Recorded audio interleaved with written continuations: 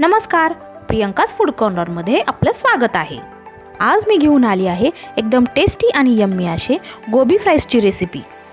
गोबी fries बनवायला जेवढे सोपे आहेत तेवढेच खायला खूप टेस्टी आणि यम्मी लागतात। चला तर मग सुरुवात करूया आपण आपल्या रेसिपीला। त्यासाठी मी इथे अर्धा किलो फुलगोबी घेतलेला आहे।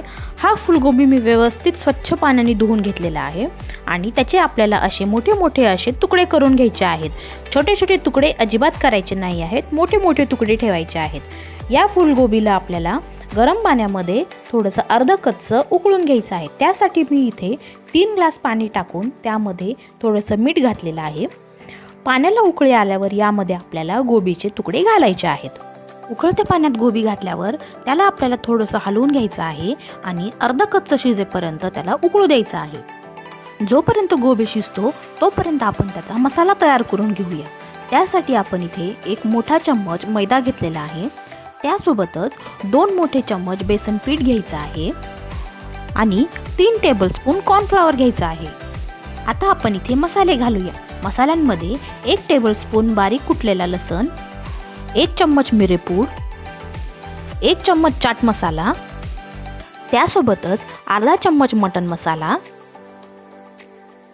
1 चम्मच कांदा लसूण मसाला, 1 चम्मच धने पावडर, त्यासोबतच 1 चम्मच जिरे।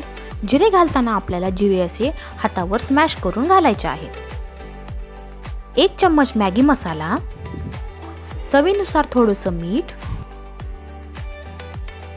अर्धा चम्मच लाल तिखट आणि 1 चम्मच सोया सॉस घालायचा आहे। हे सगळे मसाले आपल्याला व्यवस्थित मिक्स करून घ्यायचे आहेत।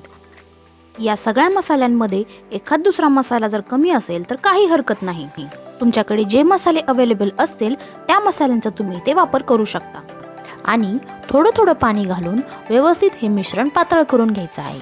माझ्या रेसिपी जर तुम्हाला आवडत असतील तर माझ्या चॅनलला सबस्क्राईब करा आणि व्हिडिओजला लाईक करा आणि बेल आयकॉनला क्लिक करा, म्हणजे नवनवीन रेसिपीजचे नोटिफिकेशन तुम्हाला सगळ्यात आधी मिळतील।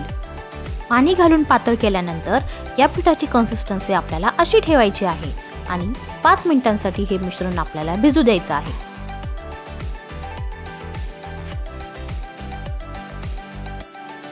आपला गोबी ही व्यवस्थित असा अर्धा कच्चा शिजलेला आहे। आपल्याला याला जास्त शिजवून घ्यायचं नाही आहे। गोबीला आता आपल्याला दुसऱ्या भांड्यामध्ये काढून घ्यायचा आहे, म्हणजे तो थोडासा थंड होईल। तोपर्यंत आपण तळण्यासाठी तेल काढून घेऊया। एका कढईमध्ये मी इथे तेल काढून घेतलेलं आहे। तेल व्यवस्थित कडक गरम झाल्यावरच यामध्ये आपल्याला गोबी फ्राईज तळून घ्यायचे आहेत। 5 मिनिटे झालेली आहेत। आता आपण बघू आपलं पीठ व्यवस्थित सेट झालंय का ते। आपलं पीठ व्यवस्थित सेट झालेलं आहे आणि आता थोडंसं घट्टही झालेलं आहे, त्यामुळे आपण यामध्ये थोडंसं पाणी घालून याला पातळ करून घ्यायचं आहे।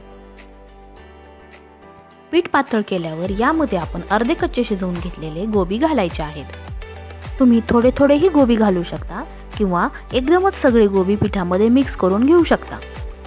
तेल आपलं व्यवस्थित एकदम कडक गरम झालेलं आहे। आता यामध्ये आपल्याला एका चमच्याच्या मदतीने पिठामध्ये मिक्स केलेले गोबी घालायचे आहेत। तेलामध्ये जेवढे बसतील तेवढे गोबी आपल्याला इथे घालायचे आहेत आणि मीडियम टू हाय फ्लेमवर हे गोबी आपल्याला एकदम खरपूस असे तळून घ्यायचे आहेत आणि आपले मस्त टेस्टी आणि यम्मी गोबी फ्राईज तयार आहेत। आणि हे गोबी फ्राईज आपल्याला गरम गरमच सर्व करायचे आहेत। शेजवान चटणी सोबत किंवा टोमॅटो सॉस सोबतही आपण हे सर्व करू शकतो।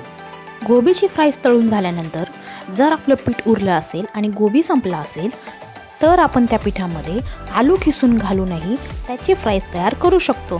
फक्त आपल्याला एवढी काळजी घ्यायची आहे की आलू खिसताना आपल्याला मोठ्या खिसणीने खिसायचं आहे, म्हणजे आपले एकाच पिठामध्ये गोबी फ्राईज आणि पोटॅटो फ्राईज दोन्हीही तयार होतात। Thank you.